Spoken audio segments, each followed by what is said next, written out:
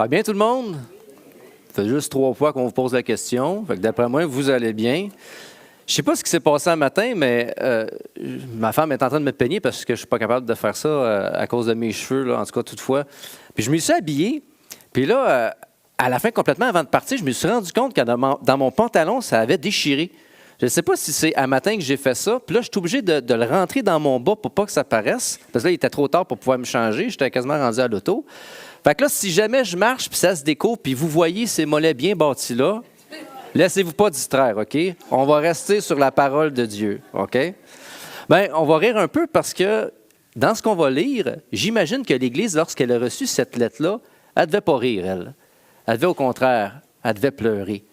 Alors ce matin, on va voir beaucoup de passages bibliques. Vous savez, c'est de cette façon-là que je prêche. J'utilise beaucoup de passages. Alors, on va essayer de rester concentré sur ce que le Seigneur a placé dans cette prédication-là.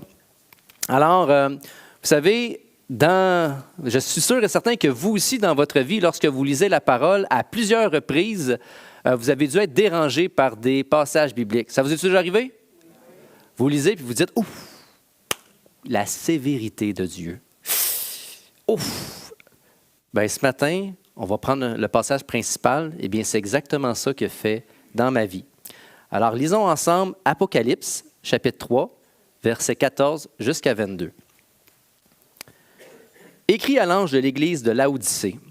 Voici ce que dit l'Amen, le témoin fidèle et véritable, le commencement de la création de Dieu. Je connais tes œuvres, je sais que tu n'es ni froid ni bouillant. Puisses-tu être froid ou bouillant? Ainsi, parce que tu es tiède et que tu n'es ni froid ni bouillant, je te vomirai de ma bouche. Parce que tu dis, je suis riche, je me suis enrichi et je n'ai besoin de rien. Et parce que tu ne sais pas que tu es malheureux, misérable, pauvre, aveugle et nu. Je te conseille d'acheter de moi de l'or éprouvé par le feu, afin que tu deviennes riche et des vêtements blancs, afin que tu sois vêtu et que la honte de ta nudité ne paraisse pas, et un collier pour oindre tes yeux, afin que tu vois. Moi, je reprends et je châtie tous ceux que j'aime. Aie donc du zèle et repens-toi. Voici, je viens à la porte et je frappe. Si quelqu'un entend ma voix et ouvre la porte, j'entrerai chez lui, je souperai avec lui et lui avec moi. Celui qui vaincra, je le ferai asseoir avec moi sur mon trône, comme moi-même j'ai vaincu et me suis assis avec mon Père sur son trône. Que celui qui a des oreilles entende ce que l'Esprit dit aux Églises. Alors ce matin, je ne pourrais pas vraiment élaborer sur les 9 passages au complet. On va se concentrer plus sur les 3 premiers. Alors, on ne peut pas se le cacher, les passages qu'on vient de lire, ils sont dérangeants. Puis ils ne peuvent pas non plus nous laisser indifférents. C'est quasiment impossible. Mais avant de parler du contexte de ces passages-là, j'aimerais vous parler de quelle manière ce passage-là est venu toucher le cœur, est venu faire une différence dans la vie de l'un de mes proches. Alors, moi, quand je me suis converti, j'avais comme travail, dans le fond, j'étais machiniste. Donc, je travaillais sur des grosses CNC, des grosses machines à contrôle numérique. Et puis, dans le fond, mon travail, c'était de faire des pièces. Puis, chacune des pièces qu'on faisait, ça prenait un temps différent. Ça va prendre 3, 4, 5, même jusqu'à 10, peut-être des fois un petit peu plus que cela. Ça différait en temps. Et puis, j'avais la grâce, parce que je m'avais donné comme but de lire ma Bible plusieurs heures par jour, parce que j'étais nouvellement converti, puis je voulais vraiment absolument la lire. Puis au travail, vu que ça prenait du temps, faire les pièces, ça me donnait l'opportunité de pouvoir lire ma Bible. Puis ça ne dérangeait pas à mon boss, qui était mon frère. Alors, je lisais ma Bible, puis là, à toutes les fois que je découvrais quelque chose, je disais à mon frère, « Hey, viens ici, hey, lis ça. » Puis là, j'y faisais lire. Puis là, mon frère, « c'est vraiment bon. » Puis là, il repartait. Puis à toutes les fois, aïe, aïe, puis là, j'étais touché, hey, lis ça. Puis là, j'en suis venu à ce fameux passage-là qu'on vient de lire ensemble. Puis là, je dis, aïe, aïe, aïe, viens, lis ça. Puis là, il lit ça. Puis là, il ne me le dit pas. Parce que moi, quand je l'ai lu, ça me frappait en plein visage. Mais lui, il le lit, puis dans son visage, ça ne paraît pas, il fait comme, OK, puis il repart. Mais ce que moi, je ne savais pas, je l'ai su plus tard, c'est que quand il a lu ça, le Saint-Esprit est venu visiter son cœur.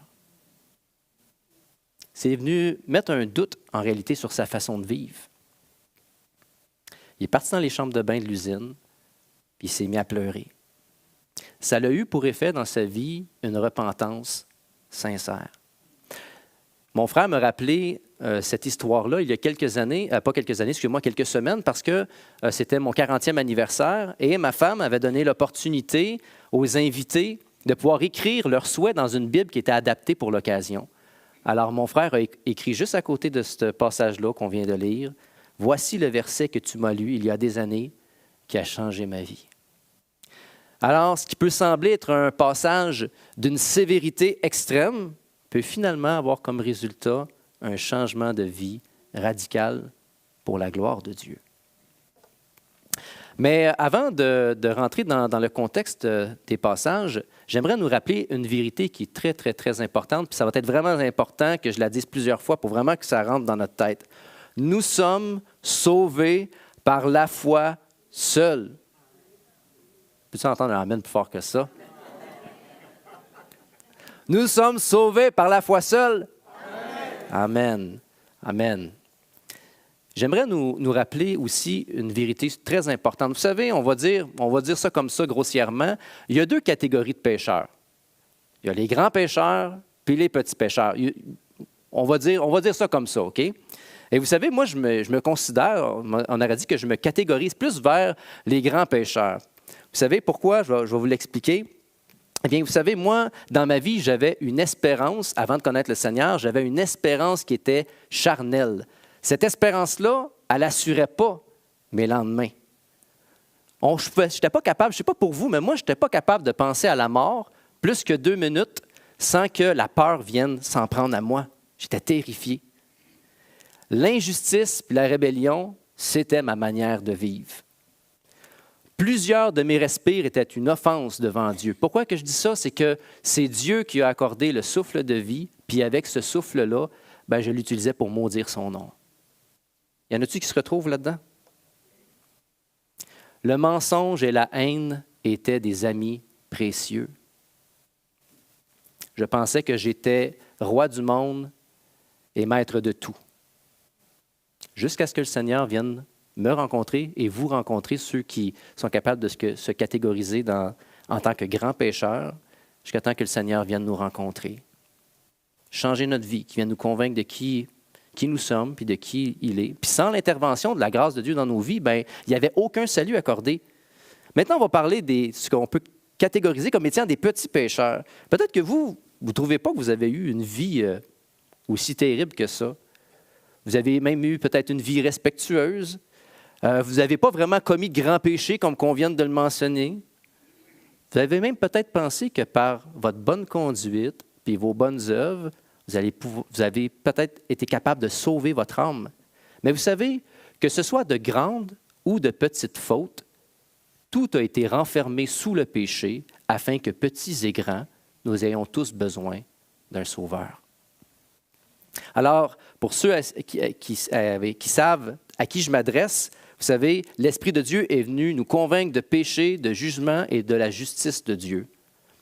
Je dis les chrétiens, parce que peut-être ici dans l'Assemblée, il y a peut-être des gens qui n'ont pas encore donné leur vie au Seigneur, puis c'est quoi ça veut dire? Mais l'Esprit de Dieu est venu nous convaincre que nous étions des pécheurs, nous est venu nous convaincre de la justice de Dieu, puis du jugement à venir. On voit ça dans Jean au chapitre 16, verset 8. On s'est repenti de notre mauvaise conduite et nous sommes passés d'esclaves du péché à esclaves de la justice de Dieu. Wouhou! Moi, en tout cas, c'est wouhou! Alors, on voit ça dans Romains, chapitre 6, verset 14, 18. Alors, le péché, en effet, n'exercera pas sur vous sa maîtrise, car vous n'êtes pas sous la loi, mais sous la grâce. Quoi donc? Pécherions-nous parce que nous ne sommes pas sous la loi, mais sous la grâce? Jamais de la vie. Ne savez-vous pas que si vous vous mettez à la disposition de quelqu'un comme des esclaves pour lui obéir, vous êtes esclave de celui à qui vous obéissez, soit du péché qui conduit à la mort, soit de l'obéissance qui conduit à la justice. Mais grâce à Dieu, après avoir été esclave du péché, vous avez obéi de cœur au modèle d'enseignement auquel vous avez été confiés. Libérés du péché, vous êtes devenus esclaves de la justice. Gloire à Dieu pour cela. Alors, je veux être clair. Il n'y avait rien à faire par nos propres forces sur notre condition de pécheur. Aucune œuvre ni aucun changement de vie provoqué par la chair pouvait nous sauver. Même toute la bonne volonté humaine servait de rien. C'est vraiment l'intervention du Seigneur Jésus à la croix par sa mort. Il a payé la dette incalculable de notre péché par son sacrifice. Il est le seul digne de recevoir la gloire, l'honneur de cette œuvre grandiose. Pour notre part, cette transformation a provoqué, par la grâce de Dieu, a eu pour effet de placer notre foi, notre confiance et notre espérance en lui. On connaît tous ce passage-là dans Éphésiens, chapitre 2, verset 8. Car c'est par la grâce que vous êtes sauvés, par le moyen de la foi, et cela ne vient pas de vous, c'est le don de Dieu. Encore une fois, je vais être clair, je la redis encore. C'est Jésus qui a tout accompli, point final. Je le redis parce que dans ce qui va s'en suivre, je ne voudrais pas que personne ne doute de la grâce qui se trouve en Dieu. Alors revenons au livre de l'Apocalypse. On voit qu'à partir du chapitre 2 et 3, Jésus qui envoie 7 lettres à 7 églises en Asie mineure. Ils ont pour but de montrer ce que l'Église font de bien, mais aussi ce qu'ils font de mal. Ces lettres n'ont pas nécessairement été écrites dans un but personnel, mais plutôt pour démontrer le comportement global de l'Église. Mais en même temps, Dieu met en évidence ce qu'il aime et ce qu'il déteste. Je ne sais pas si vous le saviez, mais parmi ces 7 églises, aujourd'hui, il n'y en a plus aucune qui existe. Pour plusieurs raisons différentes, on va n'en nommer que 3. Alors, il y a eu les tremblements de terre, il y a eu le déclin de la foi chrétienne jusqu'à temps que l'Église n'existe plus, puis il y a eu aussi l'expansion de l'islam en Asie mineure. À cause de cela, ces églises-là ne sont plus là. Il reste que quelques petites traces de ces églises-là, par les lettres qu'on vient de lire, par des écrits des pères du 2e siècle, puis aussi des preuves archéologiques sur leur existence. Vous savez bien que les lettres diffèrent en ce qui concerne le bien et le mal pour chaque Église. Elles sont néanmoins aussi pour notre instruction à nous tous. Parce que remarquez que dans la 7e lettre envoyée, celle qu'on a lue tantôt, à la fin complètement, verset 22, il est écrit que celui qui a des oreilles entende ce que l'Esprit dit aux Églises. Donc, on peut en déduire que ces lettres-là devaient être distribuées entre Églises pour justement se repentir puis adopter la foi et les œuvres qui étaient proposées par le Seigneur. En d'autres mots, ces lettres-là, dans le fond, avaient pour but la sanctification, en apportant une crainte en réalité dans l'Église. On peut se poser la question, est-ce qu'aujourd'hui, ces lettres-là peuvent nous être adressées à nous aussi? Bien, comme le vieux dicton le dit, si c'était bon pour eux, ce l'est pour nous aussi. Dieu expose sa volonté et donne la grâce de pouvoir se repentir en ce qui concerne nos propres vies. Alors revenons maintenant au contexte. Verset 14. Écrit à l'ange de l'église de Laodicée, « Voici ce que dit l'Amen, le témoin fidèle et véritable, le commencement de la création de Dieu. Je connais tes œuvres. Je sais que tu n'es ni froid ni bouillant. Puisses-tu être froid ou bouillant? Ainsi, parce que tu es tiède et que tu n'es ni froid ni bouillant, je te vomirai de ma bouche. » Alors, il y a quelques interprétations qui existent sur ces passages-là, mais celle qui serait le plus crédible, le plus plausible, est que le Seigneur vient s'adresser aux responsables de l'Église. Il met en évidence les œuvres tièdes de l'Église de Laodicée. Puis il y a aussi certaines interprétations à partir du verset 15. Il y en a qui diraient, par exemple, « Ah, c'est quoi le froid? C'est quoi le bouillant? C'est quoi le tiède? » Il y en a qui disaient, par exemple, que le froid, c'est les chrétiens sans zèle qui l'assument eux-mêmes dans l'Église. Ou bien les gens qui sont contre Dieu puis qui le savent. Tu sais, ils savent qu'ils sont contre Dieu. Tandis que les bouillants, eux, ce seraient les chrétiens vraiment qui sont zélés, ils ont grand zèle pour le Seigneur. Mais les tièdes, ce seraient ceux qui se retrouvent entre les deux. Moi, personnellement, je ne crois pas à ça. Je trouve plus convaincant, plus encourageant l'idée que Dieu connaissait la ville, puis par une sorte de comparaison, Dieu fait comprendre la réalité de ce qu'ils sont en train de vivre à travers la ville. Ce qui est bon, ce qui est mauvais. Comme par exemple, à 10 km au nord de la ville de Laodicée se trouvait Hiérapolis, qui est une autre ville. Elle était connue pour ses sources d'eau très chaudes. Elle était super utile pour prendre son bain, puis aussi pour des buts qui étaient thérapeutiques. Tandis qu'à 15 kilomètres au sud-est se trouvait la ville de Colosse. Elle, c'était le contraire. Elle était reconnue pour son eau qui était froide. Elle était pure, rafraîchissante. Elle était utile et agréable au boire parce que ses eaux provenaient des montagnes. Tandis que la ville de Laodicée, elle recevait son eau par un long aqueduc. À peu près 8 à 10 kilomètres de long, l'aqueduc. Quand l'eau, qu'elle soit chaude ou qu'elle soit froide, eh bien, quand que l'eau arrivait, elle finissait par l'eau chaude, finissait par devenir tiède, puis l'eau froide, même chose. Alors, vous savez, même qu'il y en a qui rapporteraient, des voyageurs antiques, qu'il y avait des minéraux dans l'eau, puis l'eau était imbuvable, à un point tel qu'elle provoquait la nausée. Voyez-vous le lien entre l'histoire et le passage?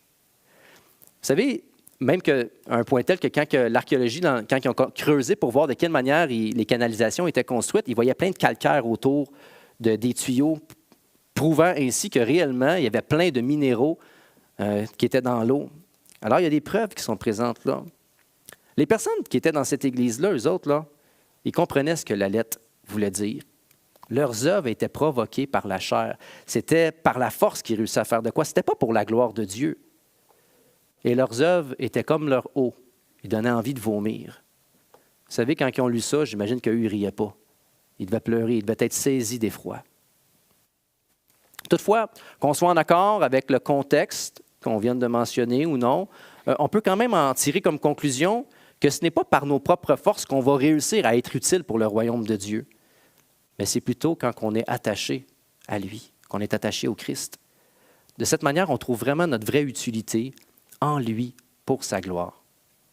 Puis, bien que les 3 passages qu'on vient de lire, c'est des passages qui sont très sévères, Dieu ne nous laisse pas seulement qu'avec sa sévérité.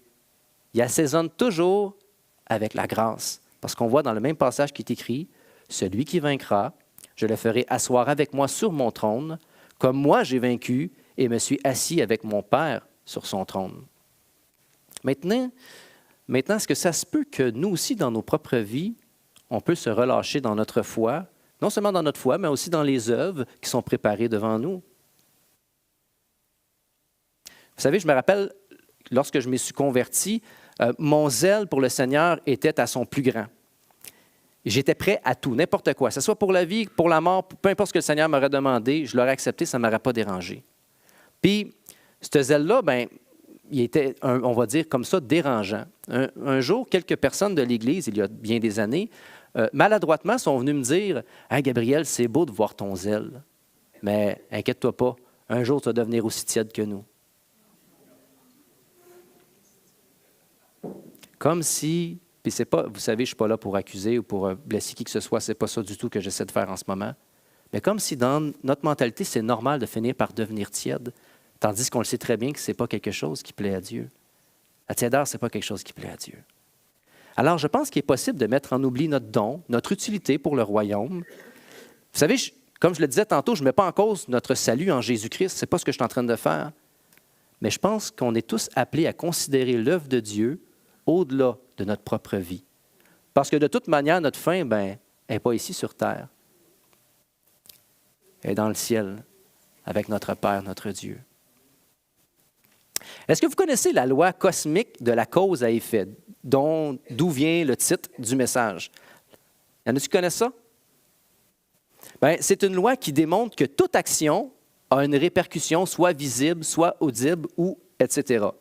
Par exemple, c'est impossible de prendre une roche, de la lancer dans l'eau sans qu'on en fasse des vagues. C'est impossible d'allumer la lumière sans que la lumière éclaire les ténèbres. C'est impossible de crier sans bruit. Je vous le dis parce que ma femme me l'a montré à quelques reprises. Mais je l'avais averti que je dirais ça. Je dis, c'est-tu correct? Elle m'a dit oui, c'est bon, parfait. Mais savez-vous que dans la Bible, il y a aussi une cause à effet qui est spirituelle? On voit ça dans les Actes au chapitre 1, verset 8. « Mais vous recevrez une puissance, le Saint-Esprit survenant sur vous, et vous serez mes témoins à Jérusalem, dans toute la Judée, dans la Samarie et jusqu'aux extrémités de la terre. » Alors la cause, Est-ce qu'il y avait... Ah! La cause, le Saint-Esprit qui descend sur nous. L'effet, on reçoit une puissance. Et le but, être ses témoins partout dans le monde. Alors, vous savez, le Saint-Esprit ne nous laisse pas stériles en œuvre. Bien au contraire, il nous donne la capacité de pouvoir les accomplir. Et le Père et le Fils qui est dans les cieux, eux, nous préparent des bonnes œuvres afin que nous puissions les pratiquer. On voit ça dans Éphésiens au chapitre 10, verset 2. Car nous sommes son ouvrage, ayant été créés en Jésus-Christ pour de bonnes œuvres. Ayant été créés pour de bonnes œuvres, que Dieu a préparées d'avance afin que nous les pratiquions. Je ne sais pas si vous voyez un petit peu ce que je m'en vais en ce moment même, tu sais, que la foi et les œuvres marchent ensemble. Vous savez, j'ai entendu au cours de ma vie chrétienne, plusieurs personnes essayaient d'exprimer leur mécontentement parce que quand on parlait des œuvres avec la foi, ça les chicotait un petit peu, ça leur faisait quelque chose. Puis ils prenaient souvent l'exemple du larron à la croix, puis ils disaient, vois-tu, tu as simplement besoin de croire, pas besoin d'œuvres pour être sauvé. C'est vrai que c'est la foi qui sauve. Effectivement, c'est vrai que c'est la foi qui sauve. Mais vous savez, il y a bien plus profond que qu'est-ce qu'on peut lire à travers l'Évangile. Je pense que quelqu'un qui pense qu'il n'y avait pas une œuvre présente là, que le larron a fait, le fait que de croire qu'il n'y a pas d'œuvre là, bien, c'est un manque de connaissance. Vous savez que... Comment je pourrais expliquer ça? Lorsque le larron est à la croix, je ne sais pas si vous le savez, bien, sûrement que oui, vous l'avez lu à plusieurs reprises, mais le larron lui-même était en accord avec sa propre condamnation. On lit ça, hein? Il était en accord en disant, tu sais, lui, il ne mérite pas ce qu'il reçoit, mais nous, on mérite ce qu'on reçoit. Hein? On a semé quelque chose et on récolte de l'autre côté. Et le larron a accepté sa condamnation, puis tout ce qui lui restait sur la croix à cet homme-là, bien, c'était son honneur. Je trouve que le larron, c'est le meilleur exemple qui existe, que soit par une longue vie ou par la mort qui nous guette, au lieu de se tourner vers la peur, au lieu de se tourner vers l'angoisse, au lieu de se tourner vers son honneur propre, bien, c'est plus utile de se tourner vers celui qui donne la vie éternelle. Et au lieu de préserver ce larron-là, au lieu de préserver cet honneur-là aux yeux de tous ceux qui étaient là lors de l'exécution, bien, au contraire, il donna un grand témoignage de foi devant tout le monde. Son œuvre à lui était manifeste devant tous. Il est mort sans dignité humaine. Pourquoi que je dis ça? Parce que la plupart du peuple, ainsi que les chefs religieux, prenaient Jésus pour un menteur. Alors, il s'est placé contraire à ce que tout le monde pensait. Il est mort dans la gloire, en Christ. Vous savez, vous allez peut-être dire, ben oui, mais il était sur le bord de la mort, tu sais, là. Je veux dire, tant qu'à mourir, il est aussi bien de prendre une chance puis de croire en Jésus. Mais combien, puis je ne veux pas rouvrir de plaie en vous, mais combien a assisté quelqu'un dans ces derniers jours et que vous avez espéré de tout votre cœur que cette personne-là se tourne vers le Seigneur, puis qu'à la fin, complètement, la personne n'a rien voulu savoir. Vous dites, voyons, il était au bout de sa vie, fais le pas. Puis que non, ce qui a réfléchi, ce qui a pensé, l'honneur qui en est resté, était plus important que de la laisser pour s'attacher au Christ. Ben lui, ce n'est pas ce qu'il a fait. Il s'est attaché à Jésus avant de mourir. Puis son témoignage maintenant est dans la Bible et a encouragé et encourage encore aujourd'hui des millions de personnes. Lisons ensemble un autre passage qui va déranger. C'est dans Jacques au chapitre 2, versets 14 à 24. Mes frères, que sert-il à quelqu'un de dire qu'il a la foi s'il n'a pas les œuvres? La foi peut-elle le sauver? Ah ben là, Gabriel, ça vient de dire le contraire de ce que tu viens de dire. Ah! Ben, attends un peu, on va continuer. Si un frère ou une sœur sont nus et manquent de la nourriture de chaque jour, et que l'un d'entre vous leur dise « Allez en paix, chauffez-vous et vous rassasiez », et que vous ne leur donniez pas ce qui est nécessaire au corps, à quoi cela sert-il? Il en est ainsi de la foi, si elle n'a pas les œuvres. Elle est morte en elle-même. Mais quelqu'un dira, toi tu as la foi, et moi j'ai les œuvres. Montre-moi ta foi sans les œuvres, et moi je te montrerai la foi par mes œuvres. Tu crois qu'il y a un seul Dieu? Tu fais bien. Les démons le croient aussi, et ils tremblent. Veux-tu savoir, ô homme vain, que la foi sans les œuvres est inutile? Abraham, notre père, ne fut-il pas justifié par les œuvres lorsqu'il offrit son fils Isaac sur l'autel? Tu vois que la foi agissait avec ses œuvres et que par les œuvres, la foi fut rendue parfaite. Ainsi s'accomplit ce que dit l'Écriture. Abraham crut à Dieu, et cela lui fut imputé à justice, et il fut appelé ami de Dieu. Vous voyez que l'homme est justifié par les œuvres, et non par la foi seulement. Vous savez, dans l'auteur, qu'est-ce qu'il essaie de nous parler? C'est de l'importance de ce qu'il appelle lui-même la loi royale. La loi royale, c'est quoi? C'est-à-dire aimer son prochain comme soi-même. L'amour les uns envers les autres est l'œuvre parfaite en Christ. Sans l'amour, il n'y a absolument rien qu'on peut offrir qui plaise à Dieu. C'est ce qu'on voit dans 1 Corinthiens chapitre 13, versets 1 à 3. Quand je parlerai les langues des hommes et des anges, si je n'ai pas l'amour, charité qui est le même mot, je suis un airain qui résonne ou une cymbale qui retentit. Et quand j'aurai le don de prophétie, la science de tous les mystères et toute la connaissance, quand j'aurai même toute la foi jusqu'à transporter des montagnes, si je n'ai pas l'amour, je ne suis rien. Et quand je distribuerai tous mes biens pour la nourriture des pauvres, quand je livrerai même mon corps pour en être brûlé, si je n'ai pas l'amour, cela ne me sert de rien. Vous savez, à travers ce passage-là, Paul n'est pas en train de dire qu'il est possible de parler le langage des anges ou que par la foi, on est capable de faire des choses extraordinaires, parce que oui, c'est peut-être quelque chose qui peut être possible, mais ça s'appelle l'exagération. Il exagère pour montrer à quel point que malgré que tu aurais toute la connaissance du monde, à connaître tous les mystères de tout ce que Dieu a créé, que tu serais capable d'annoncer l'Évangile à tout le monde dans toutes les langues qui pourraient bien exister, que tu aurais une foi à croire n'importe quoi, mais si ton cœur n'est pas rempli d'amour, ces choses-là ne servent de rien. Parce que ce qui surpasse tout cela, c'est l'amour.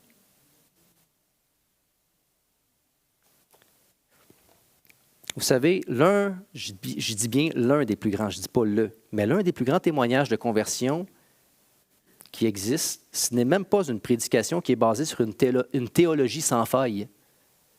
Au contraire, mais c'est une Église remplie de l'amour de Christ qui remet en question l'amour qui est dans le monde. On voit ça dans Actes au chapitre 2, versets 42 à 47. Alors on voit que l'Église persévérait dans l'enseignement des apôtres, dans la communion fraternelle, dans la fraction du pain et dans les prières. La crainte s'emparait de chacun et il se faisait beaucoup de prodiges et de miracles par les apôtres. Tous ceux qui croyaient étaient dans le même lieu. Il y avait tout en commun. Ils vendaient leurs propriétés et leurs biens et en partageaient le produit entre tous selon les besoins de chacun. Ils étaient chaque jour tous ensemble assidus au temple. Ils rompaient le pain dans les maisons et prenaient leur nourriture avec joie et simplicité de cœur, louant Dieu et trouvant grâce auprès de tout le peuple, et le Seigneur ajoutait chaque jour à l'Église ceux qui étaient sauvés. L'amour que l'Église reflétait était un amour qui remettait en question ce qui se trouvait dans le monde. Qui vendrait son surplus pour en être tous ensemble dans une égalité, pour donner habituellement, c'est le contraire, c'est chacun pour soi. J'accumule, puis c'était à lui d'avoir un meilleur travail ou c'était à lui de faire plus d'efforts. Mais on ne voyait pas nécessairement aux efforts humains, mais plutôt à la grâce qu'on avait reçue, puis à celle maintenant qu'on se distribue les uns envers les autres. Et ce témoignage-là était tellement grand que chaque jour, le Seigneur ajoutait. Ils s'aimaient les uns les autres, et ça, c'était plus fort que tout le reste. Je vais conclure. Alors, vous savez, si je n'avais pas écrit ça dans mon texte, j'ai réfléchi à ça ce matin. On entend souvent dans l'Église, vous l'avez entendu à plusieurs reprises, il faut que les babines suivent les bottines. Hein? Plusieurs personnes disent ça. Puis, vous savez, c'est vrai que c'est quelque chose on doit suivre. Qu'est-ce qu'on dit? Les pieds doivent en suivre. Qu'est-ce qu'on dit? Je me rappelle une histoire, c'était une personne de ma famille qui m'avait raconté ça. Il avait regardé un documentaire sur la maltraitance des animaux. Donc, sur la surconsommation des viandes et tout cela. Puis quand ils ont regardé le documentaire, dans les élevages, il y avait tellement de maltraitance, puis tout ce que ça prenait pour nourrir ou pour donner à boire, tout ce que ça prenait au niveau d'eau douce, c'était tellement énorme pour de la surconsommation. Alors, ce n'était pas nécessairement un besoin, mais c'était un besoin exagéré. Puis quand ils ont regardé le documentaire qui durait, je ne sais pas combien de temps, mais je pense que c'était une affaire comme 2 ou 3 heures, ils ont été convaincus que c'était mauvais pour eux de continuer à manger de la viande. Moi, je ne l'ai pas fait parce que j'aime bien trop le bacon pour ça. Mais eux, ils ont décidé quand même parce qu'ils ont été convaincus. Ça les avait touchés. Mais là, ça a changé leur vie complètement, ça, de croire en ça. Parce que là, quand ils arrivaient à l'épicerie, ils ne pouvaient plus prendre ce que ça lui tentait ou quoi que ce soit. Ils étaient obligés, à partir de maintenant, de regarder à travers toutes les étiquettes s'ils avaient le droit d'en manger ou pas, parce qu'ils ne voulaient pas participer, en réalité, à cela, parce qu'ils avaient été convaincus. Hein? Puis là, bien, ça changeait leur vie complètement, parce que si quelqu'un les invitait, par la suite, à venir manger chez eux, bien, il était obligé de leur demander, bien là, c'est quoi que tu vas manger? Des hamburgers? Bien là, oublie ça, on va amener une salade d'abord. Ils s'arrangeaient autrement parce qu'ils croyaient que c'était bon pour eux. C'est la cause à y fait. Vous savez, lorsqu'on croit quelque chose, ce n'est pas juste simplement quelque chose qui vient se déposer dans notre cœur puis ça finit là. Il y a une action qui est posée par la suite. Le Saint-Esprit, comme je l'ai dit tantôt, ne nous laisse pas stériles en œuvre. Alors, en conclusion, on voit que les œuvres et la foi marchent ensemble. Les deux ne sont pas dissociés l'une de l'autre. C'est la cause à effet. J'ai reçu l'amour de Dieu en Christ et en retour, j'aime mon prochain avec le cœur de Dieu. C'est la foi qui sauve et les œuvres en sont la preuve aux yeux de tous ceux et celles qui sont témoins de nos vies. L'œuvre excellente dans laquelle le Seigneur se plaît, c'est l'amour qui nous pousse à agir par la foi. L'amour est le commandement ultime. Sans l'amour qui est provoqué par la puissance du Saint-Esprit, les œuvres accomplies sont mortes et inutiles. C'est l'amour qui nous pousse à prendre soin des pauvres, des prisonniers, des familles en deuil, des gens dans le besoin, de prendre soin les uns des autres. C'est l'amour qui a poussé Jésus à venir mourir sur la croix pour nous. Et c'est l'amour aussi qui nous pousse à ne pas considérer seulement nos propres besoins, mais celui aussi des autres autour de nous. Vous savez, tantôt, j'étais content, Yvon, il parlait que dans des années, on ne disait pas « je t'aime ». C'était un mot qui était quasiment tabou. Puis vous savez, quand que j'écris des courriels ou quand que j'écris à un frère, surtout à un frère, je vais souvent finir ma phrase en disant « je t'aime ». Puis quelques personnes ont dû être témoins que je fais. Puis quand les premières fois que j'écrivais ça, j'avais quasiment de la misère à l'écrire. Parce que je me dis, j'espère qu'il ne pensera pas autrement que ce que je suis en train d'écrire. Vraiment qu'ils comprennent le message. Je t'aime dans le Seigneur, on est unis ensemble. Mais voyez-vous la résistance, à quel point que on ne devrait pas. Jamais on devrait avoir honte, frères et sœurs, de nous dire à quel point on s'aime. Christ a tout donné pour nous. Puis on se le doit. Peut-être que ce matin, ça parle à ton cœur, je ne sais pas. Je ne suis pas le Seigneur. Le Saint-Esprit, peut-être qu'il parle à ton cœur. Peut-être que vous êtes en chicane avec quelqu'un, avec un frère, une sœur dans le Seigneur ou avec quelqu'un autour de vous. Vous savez, la meilleure façon de faire, c'est de régler la situation puis de montrer que l'amour de Dieu est en vous, comme le Seigneur vous a aimé vous aussi. Alors, on ne devrait jamais, jamais, jamais au contraire, c'est des opportunités que Dieu nous donne de nous aimer. Dans le fond, Jésus a tout démontré envers nous, puis nous aussi, on peut démontrer envers les gens qui nous entourent. Alors, si le Seigneur est venu parler à ton cœur ce matin, résiste-lui pas. Dieu est tout-puissant, puis Dieu peut mettre un zèle dans ton cœur pour tes frères, pour tes sœurs, puis pour les œuvres que le Seigneur a préparées d'avance pour vous. Alors, je vais prier. Je vais demander à l'équipe de louange de monter. Notre Père, quelle grâce qu'on a de t'appartenir. Seigneur, on le sait que par nous-mêmes, on n'arrivera pas à grand-chose dans nos vies. Mais merci parce que toi, tu as tout donné, que tu as donné l'exemple, Seigneur, de c'est quoi un sacrifice qui te plaît. Ce n'est pas quelqu'un qui regarde à lui, mais quelqu'un qui regarde aux autres. Seigneur, donne-nous dans nos vies, nous aussi, de nous aimer, Seigneur, comme toi, Seigneur, tu nous as aimés. Et d'être un témoignage vivant pour les gens qui regardent dans nos vies. Seigneur, et on le sait qu'on est capable de t'aimer, mais parce que tu nous as aimés en premier. Alors, Père, garde-nous dans cet amour les uns envers les autres en toi et que, Seigneur, cet amour puisse venir glorifier ton nom. Alors, Seigneur, merci pour ce temps ce matin. Merci de parler à nos cœurs. Viens te glorifier, Seigneur. Au nom de Jésus. Amen.